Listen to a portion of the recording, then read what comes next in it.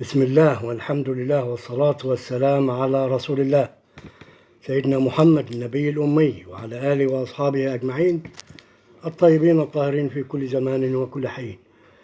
محبي ومتابعي وأصدقاء أبو الكباتن في كل مكان، تحية من القلب وحفظكم الله جميعا أينما كنتم ورزقكم الله الأمن والأمان.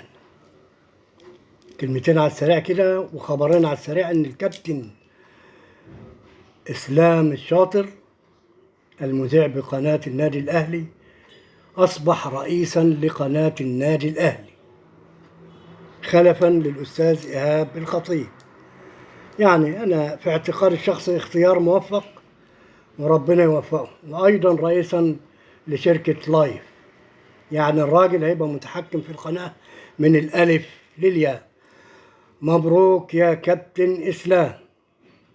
الخبر الثاني اللي أسعد ناس كتير قوي من الأهلاوية إن هم أخروا مباراة الأهلي وإنبي في كأس مصر من الساعة 7 أصبحت للساعة 9. ده طبعا أسعدني أنا شخصيا لأن الكهرباء بتقطع عندنا من 7 ل 8، فكنت بحتار بقى أنزل شوية وأطلع شوية، والدنيا كانت بتبقى مقربة معانا قوي.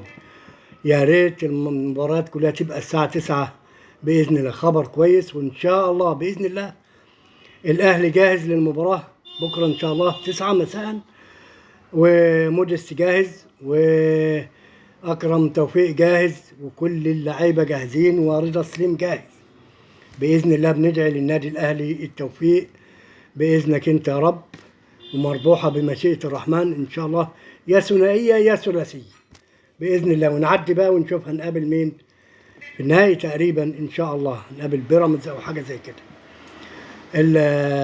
طبعا أحلى حاجة في الدنيا إن احنا هنتفرج عن النادي الأهلي بكرة بعيدا عن ضغوطات الانتخابات وما يحدث من غلاء وانتخابات وغيره وغيره.